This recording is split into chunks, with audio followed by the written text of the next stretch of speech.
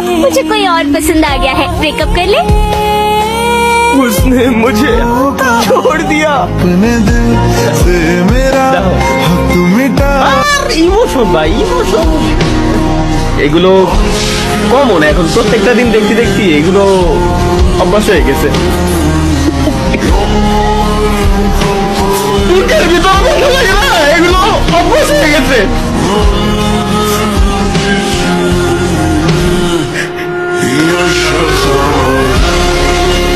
তো দেখো ভাই, আজকের এই ভিডিওতে ফ্রি ফায়ার ইউটিউবারদের কষ্ট পেয়ে কান্না করার যে মুহূর্তগুলো রয়েছে সেই মুহূর্তগুলো তোমাদেরকে দেখাবো, যেগুলো দেখলে কিন্তু যে কেউ কান্না করতে বাধ্য হবে। এছাড়া আজকের এই ভিডিওতে মিস্টার ত্রিপোলার ভাইয়ের কান্নার একটা মুহূর্ত রয়েছে, যেটা দেখে লাখো ফ্রি ফায়ার প্লেয়ার কেঁদেছিল, যেটা যে কেউ নিজের চোখে না দেখলে বিশ্বাসই করতে পারবে না। আজকের এই ভিডিওটা পুরাই ইমোশনাল ভিডিও হতে চলেছে। তো চলো তাহলে এই ইমোশনাল ভিডিওটা শুরু করা যাক। তো সর্বপ্রথমে আসে ক্লাসিং পাপা, যে কিনা তার ডুয়োর সাথে লাইভের মধ্যে প্র্যাঙ্ক করতেছিল।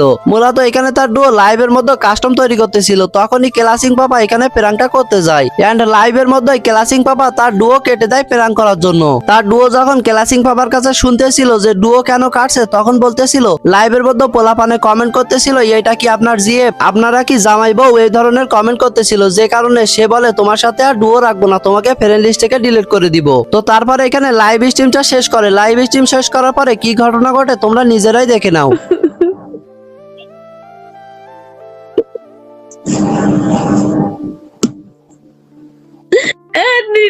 আমারে কত কথা শুনে দিছে, কত কথা শুনে দিছে। আমি একা কত কথা শুনে দিস তুই। সে কিন্তু আমার অনেক ভালো একটা ফ্রেন্ড। আমি তাকে পরে বলি যে আমি তো লাইভে মজা করতেছিলাম। তুই আমার গ্রুপ থেকে আমি তোর একবারও কিক মারছি, ওই পারে ক আমি তোরে একবারও কিক মারছি।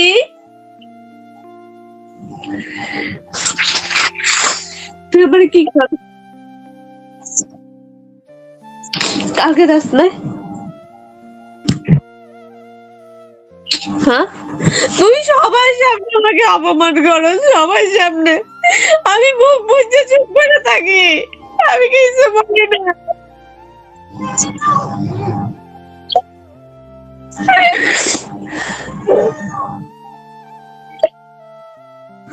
আমি ইনভাইট দেওয়ার পর সে লট হবে ঢুকে গেছে, আমি কি বুঝতে পারি নাই। তো এখানে ক্লাসিং পাপা তার ডুয়ো কেটে দেওয়ার এই প্র্যাঙ্কটা করার পরে সে দেখতে পাচ্ছ এখানে হাত হাত কেটে নাজেহাল অবস্থা। তো দেখতেই তো পারলা সামান্য প্র্যাঙ্ক করার জন্য এখানে কি একটা ঘটনা ঘটে গিয়েছে। তো যাই হোক, চলো পরবর্তীতে যাওয়া যাক। তো পরবর্তী রয়েছে ইটস কাব্য।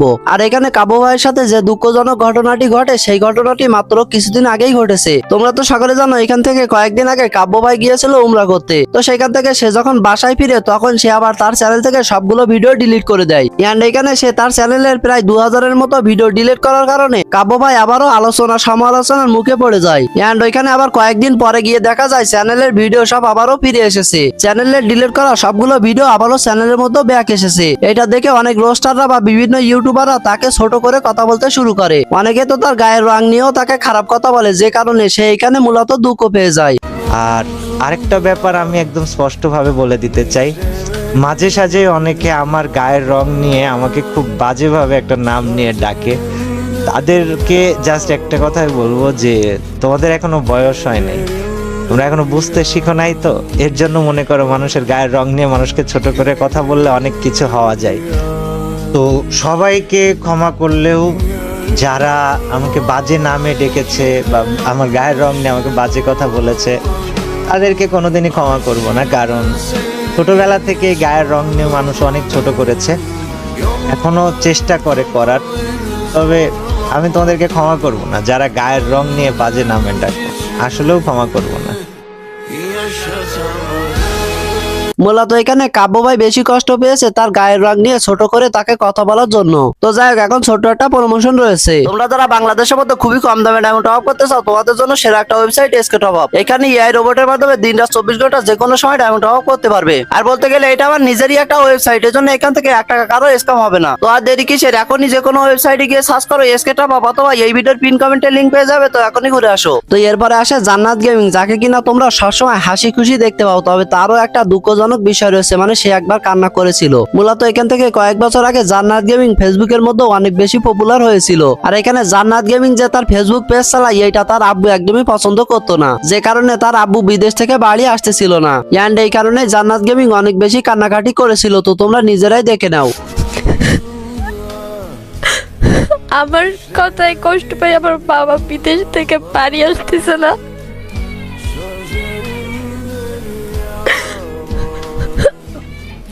আমি কোনোদিন অহংকার করি নাই, আমি জানি না আমার বাবা আমার কোন কথাটায় কষ্ট পেয়েছে। আমি ক্ষমা চাইছি, কিন্তু আব্বু বাড়ি আসতেছে না। সমস্যাটা মূলত আমার টাকা নিয়ে। তো আমার টাকা ইনকাম করার যে প্ল্যাটফর্মগুলো আমি সবগুলো অফ করে দিচ্ছি। এরপর থেকে তোমরা কোনোদিন আর আমারে দেখতে পাবা না।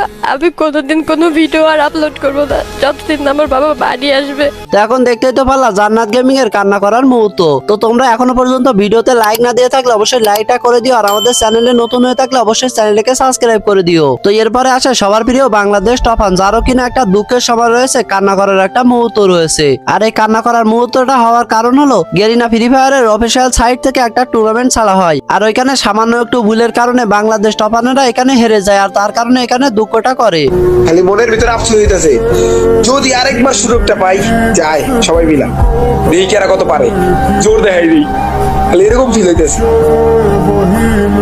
তো দেখতেই তো পারলা বাংলাদেশ টপানের কান্না করা বা দুঃখের একটা মুহূর্ত। তো তুমি যদি বাংলাদেশ টপান ভাইয়ের একজন ফ্যান হয়ে থাকো তাহলে অবশ্যই কমেন্ট বক্সে সাড়া দিও। তো এরপরে আসে রোস্টেড গেমিং অথবা আমাদের সামি ভাই। আর এখানে সে যে দুঃখ পেয়েছিল সেটার কারণ হলো কোনো একটা কারণে যারা গেমিং এর সাথে তার ব্রেকআপ হয়ে যায়, আর যে কারণে সেইখানে ইমোশনাল হয়ে গিয়েছিল। তো চলো তার মুখ থেকেই শোনা যাক। তো আর রিলেশনটা ঠিক হওয়ার ব্যাপারে যদি বলতে চাই, আপাতত আর ঠিক হওয়ার কোনো চান্স নাই, 0%। তো যারা তার মতো ভালো থাকুক, তার প্রতি আমার সম্মান ছিল, ইভেন এখনও আছে। আর আমি অলওয়েজ তাকে রেসপেক্টের চোখেই দেখি। ব্রেকআপ হয়ে গেছে দেখে যে আমি তার বদনাম করব না, কখনোই না। সে আমার বদনাম করবে বিষয়টা এমনও না। আর সেও আমাকে রেসপেক্ট করে। আর যদি বলতে যাই যারা মেয়ে হিসাবে কেমন ছিল, যারা মেয়ে হিসাবে বেস্ট একটা মেয়ে, ইভেন অলওয়েজই আমার ভালো চাইছে। ইভেন অনেকে তোমরা কোশ্চেন করছিলা যে যারা তোমাকে ইউজ করছে, বিষয়টা এমন না। কারণ হচ্ছে দেখো, ও হচ্ছে মেয়ে হিসাবে বেস্ট, আমি বরাবরই বলছি। আর হচ্ছে সে আমার অলওয়েজ ভালো চাইছে। ওই টাইমে হচ্ছে ও কিন্তু ওর চ্যানেলে এত বেশি ভিডিও দিত না, বাট আমি আমার চ্যানেলে ভিডিও দিতাম বা কন্টেন্ট ভাবার বিষয় হলো সে আমাকে হেল্প করছে, অলওয়েজ আমাকে পাশে থেকে সাপোর্ট দিয়ে গেছে। তো এখন তোমরা যে ভিডিওটা দেখতে পারলা ওইটা মূলত ছিল এখান থেকে কয়েক বছর আগে তার সাথে ব্রেকআপ হওয়ার কারণে সে এই কথাগুলো বলেছিল। তবে তোমরা সকলে জানো যে যারা গেমিং এর সাথে তার রিলেশনটা ঠিক হয়ে গেছিল, তবে হঠাৎ করে রিসেন্ট টাইমে তার সাথে আবারও ব্রেকআপ হয়ে যায়। এবার কিন্তু এখনো পর্যন্ত তারা মেলেনি। যা তুমি সহজে ভুলে গেছো, তা নিয়ে আমার গোটা জীবনটা আটকে গেছে। তবে তাদের রিসেন্ট টাইমে কিসের জন্য যে ব্রেকআপ হয়েছে এটা এখনো পর্যন্ত জানা যায়নি। তবে যাই হোক, তোমরা তো এখন রোস্টেড গেমিং এর দুঃখের একটা মুহূর্ত দেখতে পারলা। তো এরপরে আসে গেমিং উইথ তালা, যে কিনা হাসি রাজা, তারও নাকি আজকে দুঃখের মুহূর্ত দেখতে হবে। সে মূলত এই দুঃখটা পেয়েছিল তার দুইটা চ্যানেল এক এক করে ডিলিট হয়ে যাওয়ার কারণে। আর সে দুইটা বড় বড় চ্যানেল হারিয়ে একটা ভয়েস দেয়, যে ভয়েসটা কিনা প্রচুর পরিমাণে ভাইরাল হয়েছিল। আসলে অন্তর থেকে ভাই আমার যেটা বেরিয়ে আসতেছে ওইটাই তোমার বলতেছি ভাই, আল্লাহর কসম ভাই, আমার যে ভাই এত কষ্ট লাগতেছে ভাই। আমার দুটা চ্যানেল, আমার সোনার বাংলা চ্যানেল ভাই, দুটা চ্যানেল। তো এইটা দেখতে পারলা গেমিং উইথ তালার পুরানো একটা স্যাড মুহূর্ত। তবে তোমাদেরকে এখন রিসেন্ট টাইমে ঘটে যাওয়া একটা স্যাড মুহূর্ত বা দুঃখের মুহূর্ত এখন তোমাদেরকে দেখাবো। তোমরা তো সকালে জানো তালা ভাই প্রতি সপ্তাহে লাইভের মধ্যে আসে, এন্ড ওখানে লাইভ চলাকালীন ডিসকর্ডের মধ্যে ভিডিও সেন্ড করে, ওই ভিডিওগুলো দেখে এবং রিয়াকশন দেয়। তো তেমনই একদিন লাইভের মধ্যে এসে ডিসকর্ডে যেসব ভিডিওগুলো সেন্ড করেছে ওই ভিডিওগুলো দেখতেছিল। তার মধ্যে একটা স্যাড ভিডিও ছিল, যে ভিডিওটা দেখে তালা ভাই কান্না করে দিয়েছিল। देखो मुझे कोई और पसंद आ गया है, ब्रेकअप कर ले। उसने मुझे छोड़ दिया। अपने दिल से मेरा हक मिटा। ইমোশন ভাই, ইমোশন এগুলো কমন, এখন প্রত্যেকটা দিন দেখতে দেখতে এগুলো অভ্যাস হয়ে গেছে। বুকের ভিতর ভালো লাগে না, এগুলো অভ্যাস হয়ে গেছে।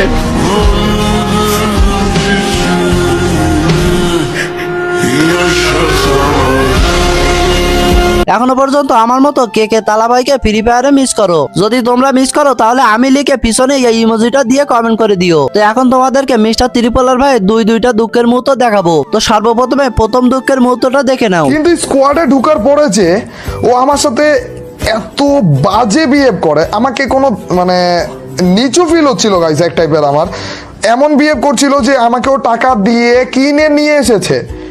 এত খারাপ অবস্থার পরও গাইস প্রত্যেকটা দিন তোমরা আমাকে হাসতে দেখতেছো আমার ভিডিওতে। সবসময় কি একজন মানুষের মুখে হাসি আসে? সবসময় কি সব মানে একজন মানুষের দিন ভালো যায়? তারপরেও কোন দিন গাইজ আমার হাসি ছাড়া তোমরা ভিডিও দেখেছিলে? আমার মেইন টার্গেট এটাই ছিল যে আমি তোমাদেরকে এন্টারটেইন করব। আমার কখনো এই টাইপের কোনো টার্গেটই ছিল না যে আমি অন্য কোনো। তো এইটা তো দেখতে পারলাম মিস্টার ত্রিপলার ভাইয়ের একটা দুঃখের মুহূর্ত। এখন তোমাদেরকে মিস্টার ত্রিপলার ভাইয়ের আরো একটা দুঃখের মুহূর্ত দেখাবো। মূলত মিস্টার ত্রিপলার ভাইয়ের পার্মানেন্ট গেটআপের যে মাথাটা রয়েছে, মানে খরগোশের যে মাথা, ওই মাথাটা ব্যাক দেওয়ার কারণে মিস্টার ত্রিপলার ভাই এই দুঃখটা পেয়েছিল। আজকের এই ভিডিওটাই হতে যাচ্ছে আমাদের এই খরগোশের মাথা পরে শেষ ভিডিও। मैं लुट गई बर्बाद हो गई। গেরিনা রে, ওরে গেরিনা, আমারে ছাড়লি না, আমাদের সাথে গুটিবাজি করে ফেলেছে রে। তো এখন দেখতেই তো পারলাম মিস্টার ত্রিপলার ভাইয়ের দুঃখের মুহূর্ত। তো সব মিলিয়ে এই ছিল ভিডিও। কেমন লেগেছে ভিডিও অবশ্যই কমেন্ট করে জানাও। তো আজকের ভিডিও এই পর্যন্তই। আল্লাহ হাফেজ।